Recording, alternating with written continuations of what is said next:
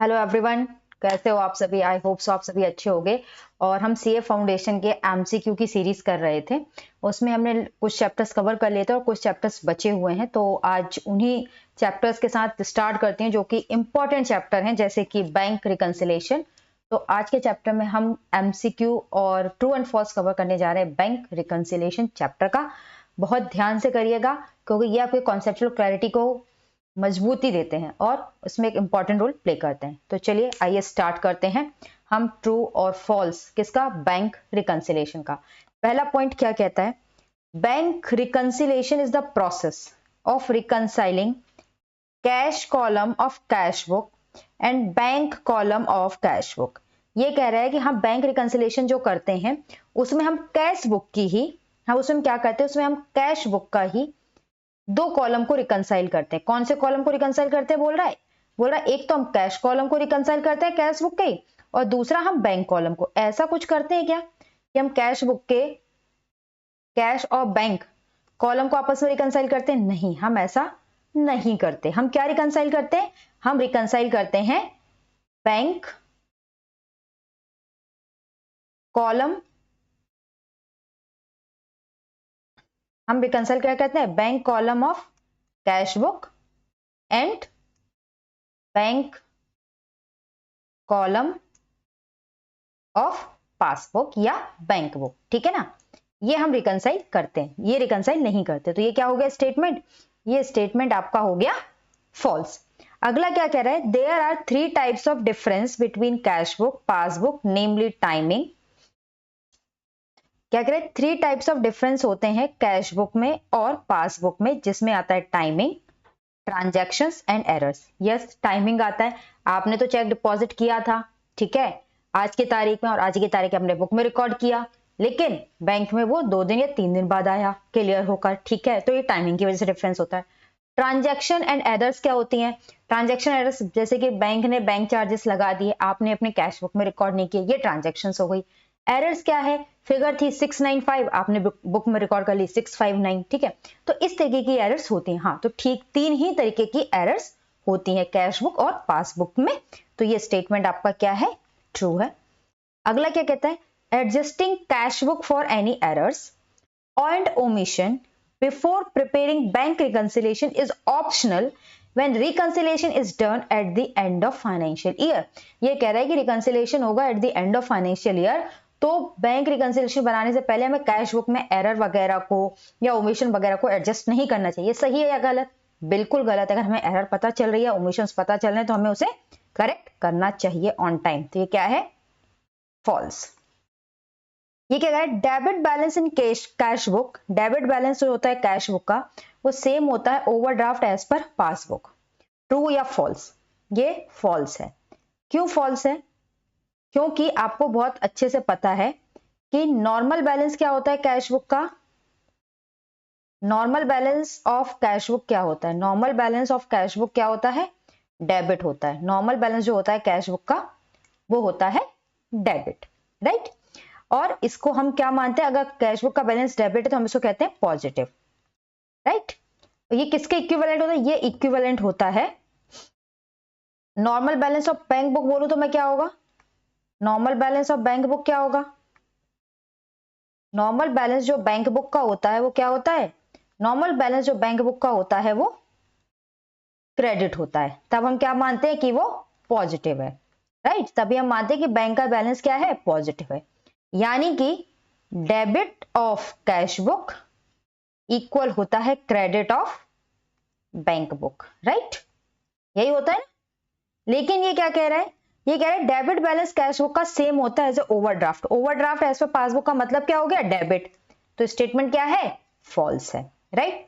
चलिए, bank charges debit by bank is an example of timing difference for the purpose of bank reconciliation. Bank charges जो debit किए bank ने, ठीक है, वो एग्जाम्पल होंगे टाइमिंग डिफरेंस का for the purpose of bank reconciliation, bank reconciliation के purpose से। आपको क्या लगता है ये स्टेटमेंट सही है या गलत है? भाई वो टाइमिंग डिफरेंस नहीं है, वो ट्रांजैक्शंस एंड एरर्स है। वो क्या है, वो ट्रांजैक्शंस है।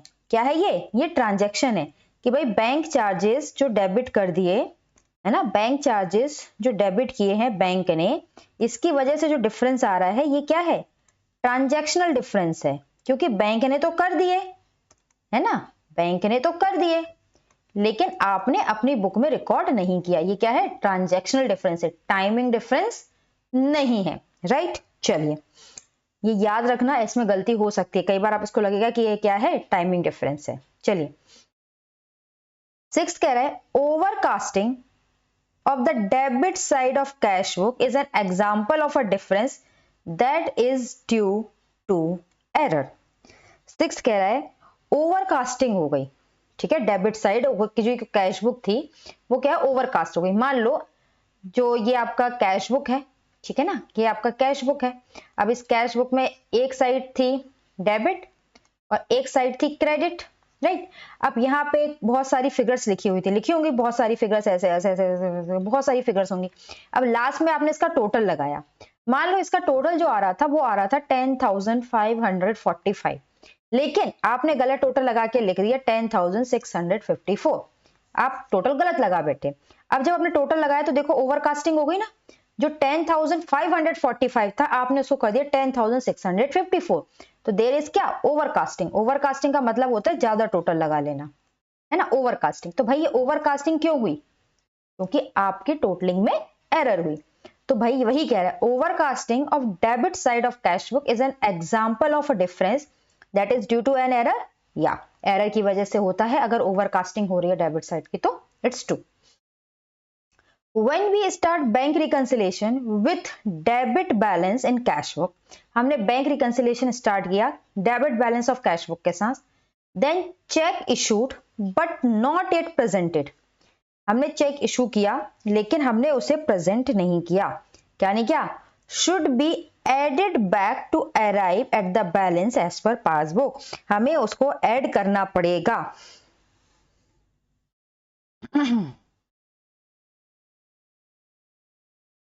ठीक है, पहले तो मुझे कोई बता सकता है इसमें हो क्या रहा है, ये स्टेटमेंट ट्रू है या फॉल्स है, ठीक है, anyone who can tell me this statement is true और फॉल्स।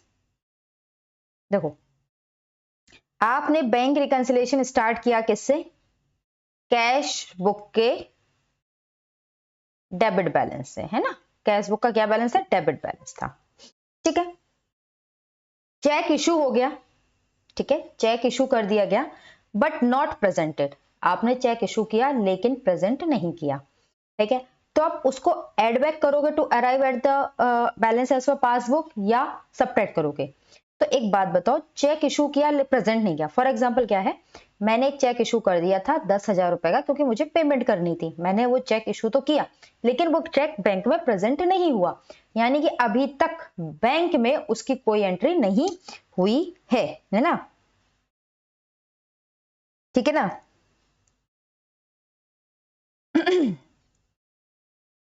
ठीक है, तो कैश बुक में तो आपने एंट्री कर ली लेकिन बैंक में कहीं एंट्री नहीं हुई क्योंकि वो चेक प्रेजेंट ही नहीं हुआ, क्योंकि चेक प्रेजेंट नहीं हुआ और बैंक में कोई एंट्री ही नहीं हुई, ठीक है, तो आप क्या करोगे, आपको क्या करना पड़ेगा, कैश बुक में उसको ऐड करना पड़ेगा, क्या करना पड़ेगा, ऐड करना पड़ेगा, क्योंकि आपने कैश बुक में तो उसे ऑलरेडी क्रेडिट कर रखा है ना, कैश बुक में आपने उसे ऑलरेडी क्रेडिट कर रखा है, लेकिन बैंक में वो डेबिट नहीं हुआ है, लेकिन बैंक में क्या है, डेबिट नहीं हुआ है, ठीक है ना, डेबिट नहीं हुआ है।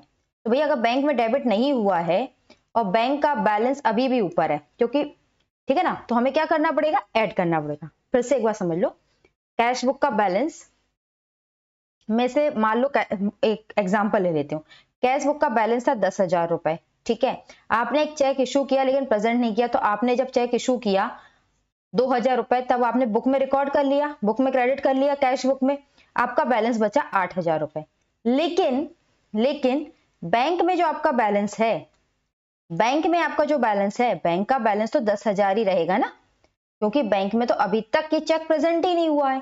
तो अगर आपको बैंक के बैलेंस तक पहुंचना है तो आप इस 2,000 को क्या करोगे, ऐड बैक करोगे। आई थिंक अब आपको आसानी से समझ में आ गया होगा एग्जाम्पल के साथ, राइट। चलिए, bank charges charged by bank should be deducted bank charges जो बैंक ने चार्ज किए हैं उसको डिडक्ट करना चाहिए बैंक रिकंसिलिएशन करते समय, अगर आप स्टार्ट कर रहे हो from credit balance as per bank 8th statement. तो हो फिर से पढ़ो एक बार अच्छे से। Bank charges charged by bank should be deducted when bank reconciliation statement is prepared starting from credit balance of passbook। आपका जो स्टेटमेंट है वो क्रेडिट बैलेंस और पासबुक से स्टार्ट हो रहा है, ठीक है। और बैंक चार्जेस आपने क्या कर रखे हैं, ऑलरेडी चार्ज कर रखे हैं, ठीक। देखो बहुत सिंपल सी आपको बात बताऊं, एग्जाम्पल में ऐसा कुछ आ जाए ना बैंक में, मतलब एग्जाम में और समझ में आया, तो एक तरफ लिखना बैंक और एक तरफ लिखना कैश, ठीक है। आप मान के चलना इधर भी 10,000 बैलेंस है, इधर भी एक बैलेंस ले लेना, इधर भी 10 बैलेंस ले लेना, ठीक है। अब रिकंसिलिएशन यहां से स्टार्ट हुआ है, राइट, और ये कह रहा है कि बैंक चार्जेस ऑलरेडी बैंक ने लगा रखे हैं। मान लो बैंक ने 500 के बैंक चार्जेस लगा रखे थे, तो मेरे पास बैलेंस क्या बचा, 9500, ठीक। अब ये कह रहा है हमने स्टार्ट कहां से किया है, बैंक से स्टार्ट किया है ना, बैंक बैलेंस से स्टार्ट किया है। तो हमने जो बैंक बैलेंस स्टार्ट किया है क्रेडिट बैलेंस वो 9500 है। अब मुझे पहुंचना कहां तक है, कैश बुक के बैलेंस तक पहुंचना है। कैश बुक का जो बैलेंस है वो 10,000 है, राइट।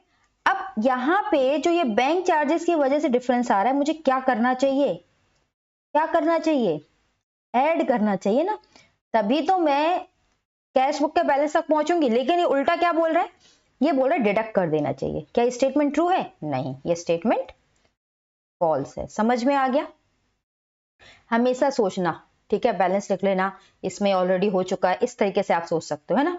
मैंने बहुत क्लियर पिक्चर के साथ आपको एग्जांपल के साथ समझा दिया। 9th पॉइंट पढ़ो, फिर अपन आते हैं 9th में क्या है। चलो,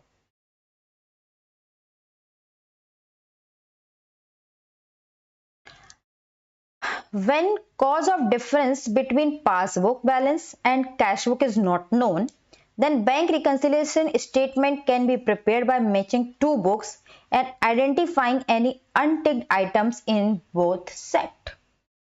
आपको पता नहीं है डिफरेंस क्यों आ रहा है, पासबुक में और कैश बुक के बीच डिफरेंस क्यों आ रहा है, तो आप क्या करोगे, सबसे बेस्ट तरीका है आप पासबुक और कैश बुक दोनों लेके बैठोगे और जिस दोनों में जो जो ट्रांजेक्शन आ रही है उन सबको क्या टिक करते जाओगे, हाँ आराम से पैसे आए थे, बैंक में भी चढ़े हैं कैश बुक में भी चढ़े, श्याम को पैसे दिए थे बैंक में भी चढ़े हैं कैश में भी चढ़े हैं।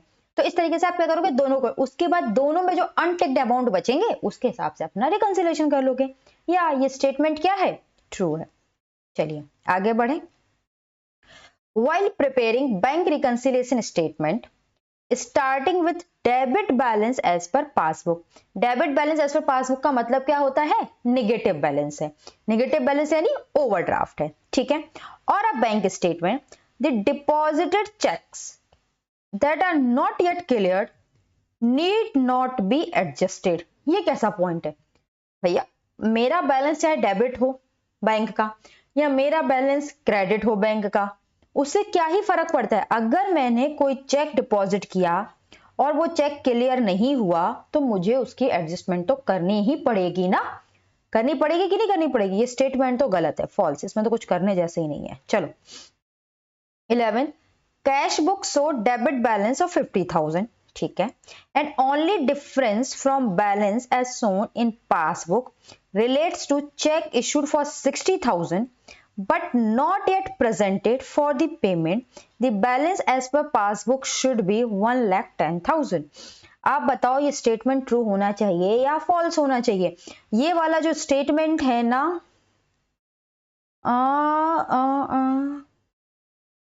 ये मैंने अभी आपको एक समझाया था, ये वाला सिमिलर टू इसकी एक्सप्लेनेशन की तरह है 7th।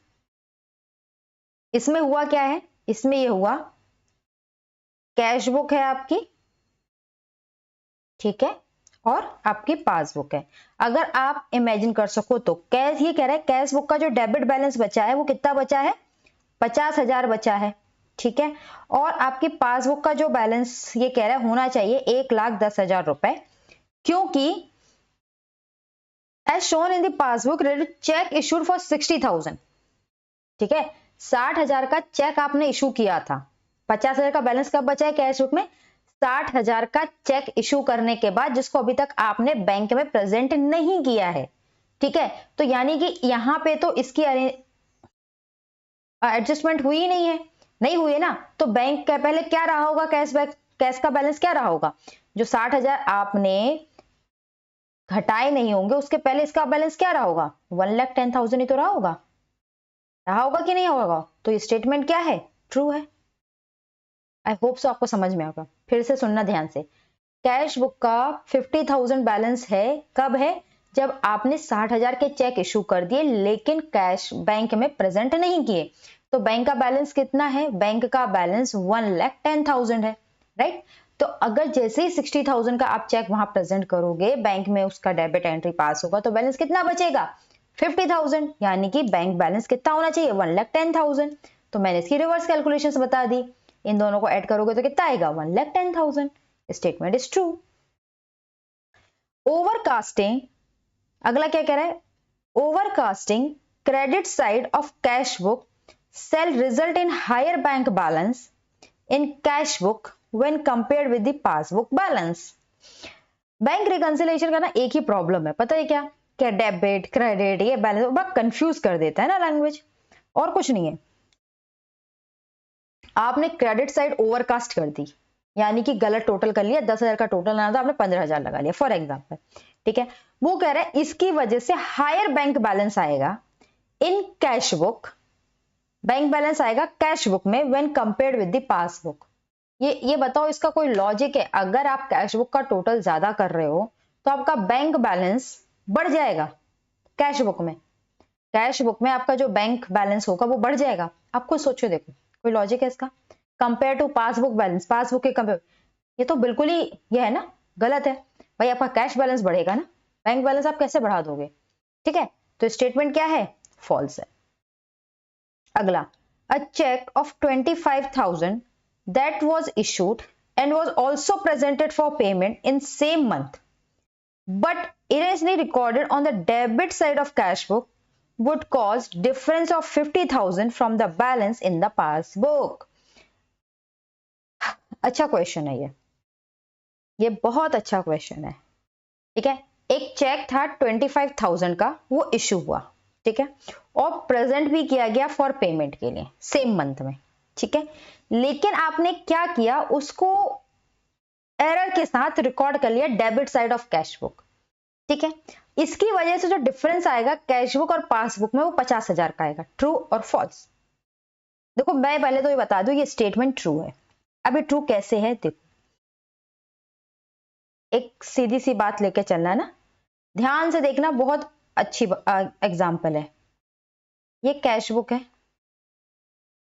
ठीक, और ये पासबुक है।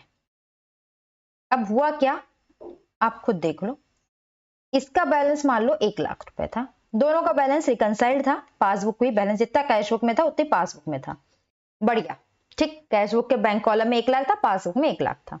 अब हुआ क्या, कैश बुक से 25,000 रुपए निकले, तो कायदे से होना क्या था, 25,000 रुपए आपने इशू करे ना पेमेंट के लिए, चेक इशू किया, तो आपको 25,000 माइनस करना था, राइट, आपको 25,000 माइनस करना था, लेकिन आपने क्या किया, आपने ये ना करके डेबिट कर दिया, यानी कि आपने कैश बुक का बैलेंस 25,000 से इंक्रीज कर दिया, जिसकी वजह से इसका बैलेंस तो हो गया 1,25,000, राइट।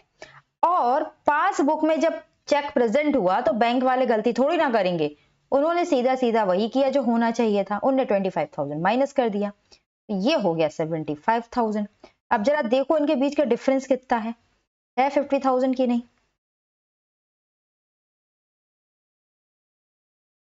ठीक, डन, समझ आ गया, एंट्री क्या गड़बड़ हुई होगी, है ना, आपको बैंक में कैश बुक में बैलेंस क्रेडिट करना था, क्योंकि आप पेमेंट कर रहे थे, आपने डेबिट कर दिया तो बैलेंस बढ़ गया, घटने की वजह 25,000, तो डिफरेंस 50,000 का होगा, तो true.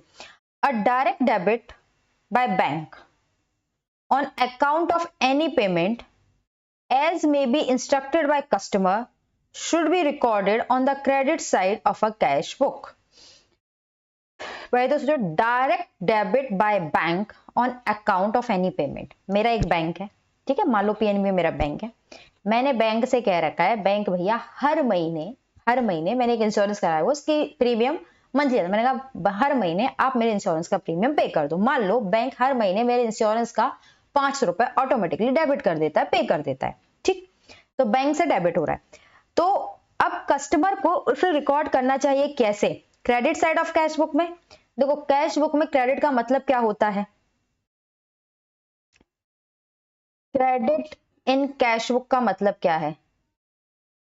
Credit in cash book क्या है? Credit in cash book is equivalent to payment, ठीक है, यस। तो क्या करना चाहिए? कर देना चाहिए, बिल्कुल करना चाहिए, ये ट्रू है, क्योंकि मेरे बैंक से पेमेंट हो रही है तो मेरे कैश बुक में भी जो बैंक कॉलम है उससे भी पेमेंट होनी चाहिए, तो मुझे क्रेडिट कर देना चाहिए। Bank reconciliation statement can be prepared in two format, balance presentation and plus and minus presentation, या हमने दोनों फॉर्मेट सीखे हुए हैं, प्लस माइनस फॉर्मेट पे भी हो सकता है और बैलेंस प्रेजेंटेशन पे भी हो सकता है। ये स्टेटमेंट क्या है? ट्रू है। चलो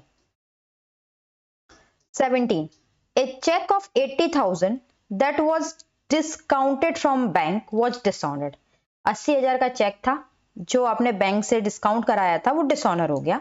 and the bank charge 1600 as the charge is on account of the same. तो बैंक ने आपसे 1600 के चार्जेस कलेक्ट किए, ठीक है। While starting with debit balance in cash book for preparing bank reconciliation, we need to deduct 78,400 to reconcile with passbook। बताओ भाई क्या हो गया है और क्या होगा? बताओ बताओ बताओ।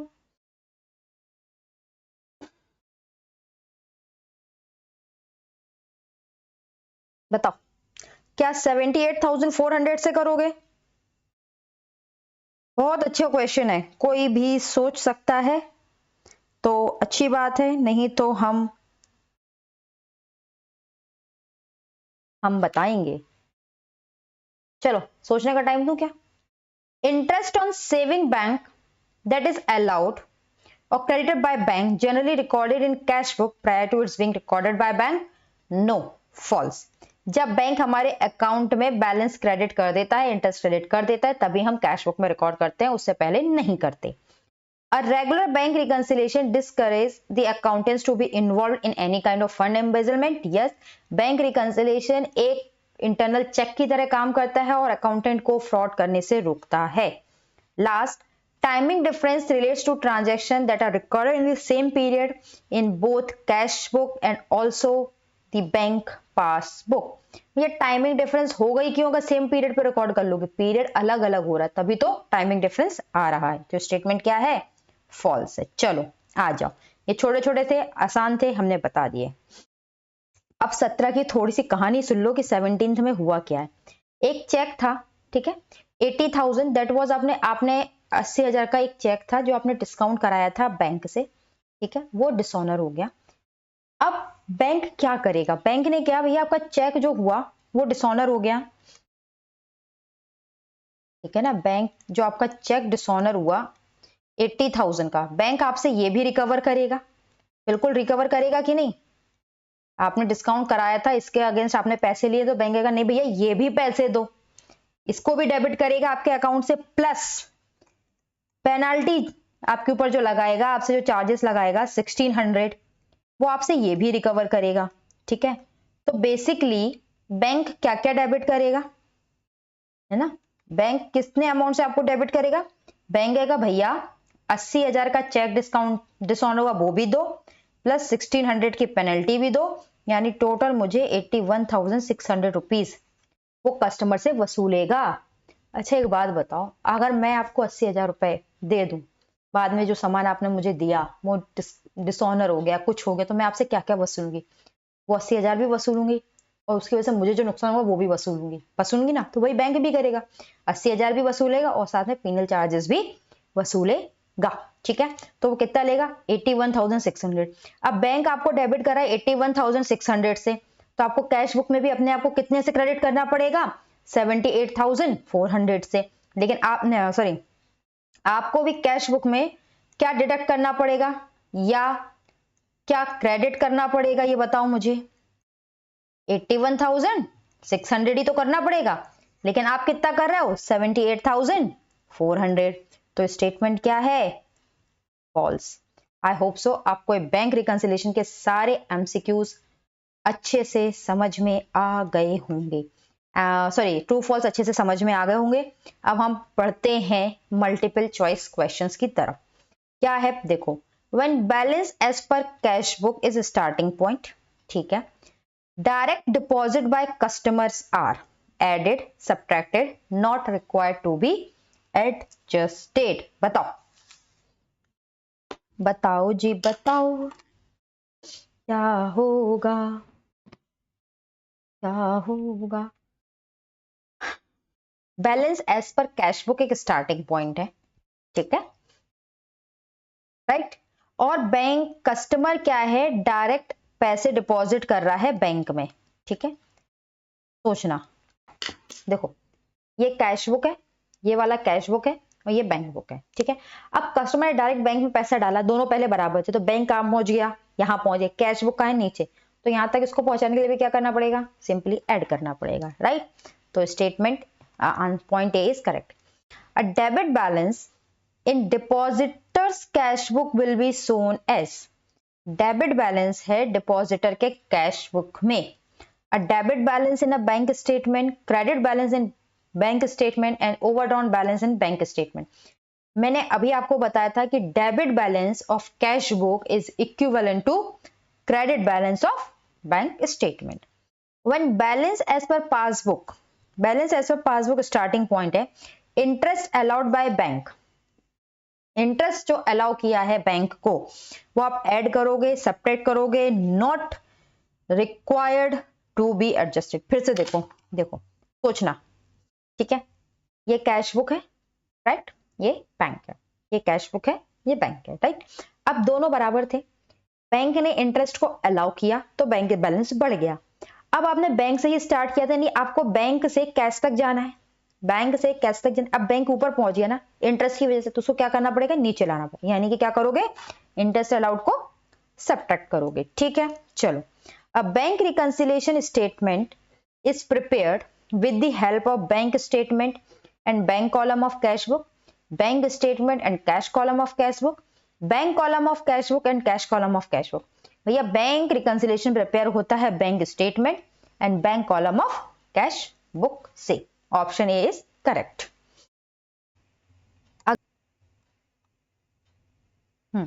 चलिए आते हैं क्वेश्चन नंबर 5 पे। क्या बोल रहा है question number 5, cash book showed overdraft of 1,50,000, cash book show कर रहा है ओवरड्राफ्ट 1,50,000 का, ठीक है। यानी कि पहली चीज तो हमें ये पता चल गई कि कैश बुक का क्या है, नेगेटिव बैलेंस है ना, ओवरड्राफ्ट यानी नेगेटिव बैलेंस या अनफेवरेबल बैलेंस है, ठीक है। कैश बुक का अनफेवरेबल बैलेंस है, कितने का है, 1,50,000 का, ठीक। तो हम इसको किस मेथड से करेंगे, हम लोग इसको करेंगे प्लस माइनस के मेथड से, क्योंकि ये आसान है बैलेंस मेथड से, राइट। चलो क्या बोलता है, but passbook made up to the same date, जो पासबुक हमने सेम डेट की बनाई है वो ये कह रही है कि 10,000, 5,000 और 12,500 का इसका टोटल करोगे ना तो 27,500 के जो चेक्स हैं हैड नॉट बीन प्रेजेंटेड, उनको अभी तक प्रेजेंट ही नहीं किया गया है पेमेंट्स के लिए, ठीक है। And cheque of 4,000 paid into bank, cheque तो हमने पे कर दिया 4,000 का बैंक में, लेकिन वो अभी तक क्लियर नहीं हुआ है। तो पहली चीज तो आप क्या है, बैंक का माइनस कैश बुक का क्या है, माइनस बैलेंस है, ठीक है, 1.5 लाख। यानी आप कैश बुक से कहां जा रहे हो, बैंक बुक यानी पासबुक की तरफ जा रहे हो, है ना, पासबुक की तरफ जा रहे हो, यही कर रहे हो ना, ठीक है। तो पहले तो आपको पता है कैश बुक का माइनस बैलेंस। उसके बाद क्या है, 10,000, 5,000, 12,500 का क्या है, आपने प्रेजेंट नहीं किया पेमेंट के लिए, यानी कि अगर मैं मान के चलूं दोनों के बैलेंस बराबर थे, ये आपका कैश बुक था, तो कैश बुक का बैलेंस को आपने ऑलरेडी नीचे कर दिया है, राइट। कैश बुक के बैलेंस को आपने ऑलरेडी नीचे कर दिया क्योंकि आपने कैश बुक में रिकॉर्ड कर लिया लेकिन बैंक में प्रेजेंट नहीं किया। तो अब कैश बुक को बैंक तक लाने के लिए क्या करना पड़ेगा, ऐड करना पड़ेगा। तो यहाँ क्या हो जाएगा, 27,500 को आप ऐड करोगे, राइट।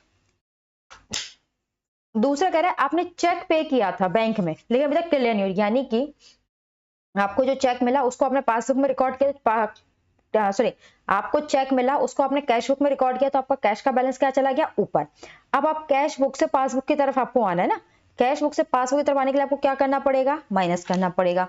तो ये क्या हो जाएगा, 4000 आपको माइनस करना पड़ेगा। अब जरा दोनों का टोटल करो, ये कितना है 1,54,000, ठीक है, और ये भी कितना आना चाहिए 1,54,000। तो इसका जो डिफरेंस होगा वो क्या बन जाएगा, वो आपका पासबुक का बैलेंस बन जाएगा 1,26,500। यही आपका आंसर है। बैलेंस मेथड में क्या होगा, उल्टा होगा। बैलेंस मेथड में माइनस है, यहाँ प्लस हो रहा है तो इसको क्या कर दोगी, माइनस कर दोगी, ठीक है, और ये जो माइनस हो रहा है इसको प्लस कर दोगे, तो बैलेंस मेथड के हिसाब से आपका आंसर आ जाएगा। राइट, चलिए अगला, आप बैंक रिकंसिलिएशन स्टेटमेंट कर रहे हो, बना रहे हो। When drawing a bank reconciliation statement, आपने स्टार्ट किया debit balance as per bank statement, यानी कि बैंक स्टेटमेंट का अनफेवरेबल बैलेंस। अनफेवरेबल बैलेंस यानी नॉर्मल ट्रीटमेंट का उल्टा ट्रीटमेंट देना होता है। अनप्रेजेंटेड चेक, अनप्रेजेंटेड चेक है, देखो कैश बुक पासबुक दोनों का सेम बैलेंस है। अब आपने क्या किया, आपने कुछ पेमेंट करनी थी, आपने चेक इशू किए लेकिन अभी तक बैंक में प्रेजेंट नहीं किए।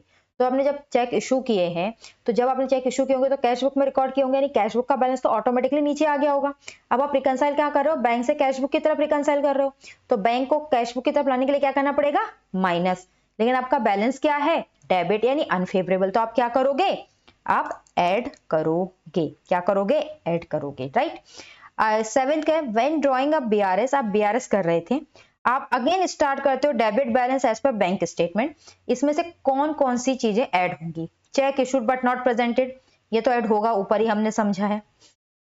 Bills receivable directly collected by the bank, दोनों के बैलेंस बराबर थे, बीआर बैंक ने कलेक्ट किया, यानी बैंक का बैलेंस ऊपर पहुंच गया। अब बैंक को कैश बुक तक लाने के लिए क्या करना पड़ेगा, बैंक को कैश बुक तक लाने के लिए माइनस करना पड़ेगा, लेकिन बैलेंस है अनफेवरेबल और उसमें क्या हो जाता है उल्टा, तो क्या कर देंगे, ऐड कर देंगे। तीसरा है overcasting debit side of bank account in cash book, आपने पास दोनों बैलेंस बराबर है, आपने कैश में क्या किया, बैलेंस बढ़ा दिया है, कैश बुक में बैलेंस बढ़ा दिया ओवरकास्टिंग की वजह से, लेकिन बैंक का बैलेंस क्या है नीचे। अब आपको बैंक से कैश बुक की तरफ जाना है, यानी कि ऐड करना पड़ेगा। अनफेवरेबल बैलेंस है तो क्या होगा, उल्टा, यानी कि सबट्रैक्ट। अब कौन सी दो चीजों को ऐड करोगे, 1 और 2 को, ठीक है। बैंक रिकंसिलिएशन क्यों प्रिपेयर किया जाता है, इसका आंसर आप सब आंख बंद करके दे सकते हो। रिकंसाइल करने के लिए difference between bank balance shown in the cash book and passbook, option B is correct. इसमें ज्यादा कुछ समझाने जैसा नहीं था। इसी के साथ कंप्लीट होता है आपका एमसीक्यू एंड ट्रू और फॉल्स और बैंक रिकंसिलिएशन। अगर आपको वीडियो पसंद आया हो तो प्लीज चैनल को लाइक शेयर एंड सब्सक्राइब करें और वीडियो को ज्यादा से ज्यादा अपने दोस्तों के साथ शेयर करें। Thank you.